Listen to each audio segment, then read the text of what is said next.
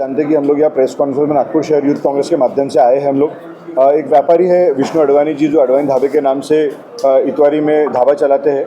कुछ दिनों पहले, 1.5 महीना पहले पीएसआई शीर्षाद साहब जो तहसील के अधिकारी है, उन्होंने वहाँ पर जाकर रात को कार्रवाई न करते हुए, उचित कार्रवाई न करते हुए, चालान न फाड़ते हुए व्यापारी के शटर को ऊपर किया, ओपन किया, अंदर जाकर ग्राहकों से भी बदतमीजी की और जो व्यापारी है उनके साथ धक्का मुक्की की, जो कि लकवाग्रस्त पेशेंट है, बीपी के पेशेंट है, शुगर के पेशेंट है, उनकी हार्ट सर्जरी हुई है। इस प्रकार से क्या 65 साल के व्यक्ति के साथ कोई पुलिस अधिकारी अगर इस प्रकार का व्यवहार करेगा तो उसका क्या परिणाम होना चाहिए, और उसके लिए हम पुलिस यंत्रणा से क्या बात करें, उनके पास क्या उत्तर है कि कार्रवाई क्यों नहीं हुई। हम लोगों ने सीपी साहब को भी निवेदन दिया, उन्होंने हमें आश्वासन दिया था।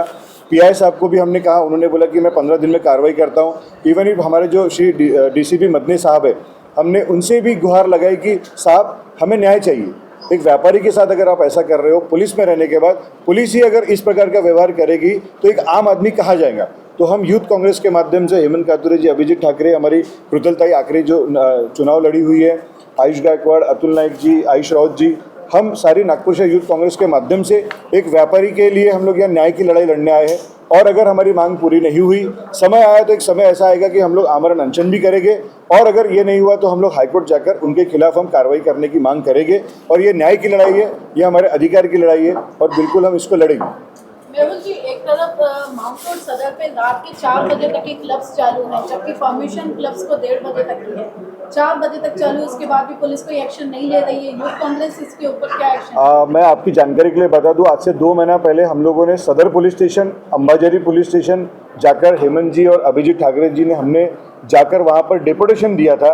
इवन इफ हम लोग एक्साइज के जो रामोड़ साहब है, हम उनसे भी मिले और हमने ये कार्रवाई की मांग की थी कि अवैध हुक्का पार्लर आपके चल रहे हैं, पुलिस की यंत्रणा में ही चल रहे हैं, मैनेजमेंट में चल रहे हैं। ये आक्षेप नहीं है, ये आंखों देखिए, और ये पूरे शहर को पता है। अगर कोई अधिकारी ऐसा समझ रहे हो कि हम आक्षेप लगा रहे हैं, तो इसकी जानकारी, इनकी कार्रवाई भी उन्होंने देखनी चाहिए। तो हमने डेपुटेशन दिया, उसके बाद कार्रवाई हुई, कुछ दिनों तक कार्रवाई चली, लेकिन दिखावी कार्रवाई थी। रात को 3 बजे की भी वीडियो हमारे पास है, 4 बजे की भी वीडियो हमारे पास है। कई रूफटॉप बार भी चल रहे हैं जो बिना परमिशन के हैं। कई रूफटॉप में जहां पर जो एक्साइज की नियमानुसार जो बार होने चाहिए, उसके अंतर्गत आने के बाद भी वो रूफटॉप बेझिझक 3-3, 4-4 बजे तक चल रहे हैं। यंगस्टर्स को नशा परोसा जा रहा है, ड्रग्स, एमडी, इंजेक्शंस, बहुत सारी ऐसी चीज़ें जो नागपुर में परोसी जा रही है। क्या व्यापारी के साथ धक्का मुक्की करने से अगर पुलिस को लगता है कि हम पुलिस वाले, तो बहुत अच्छी बात है।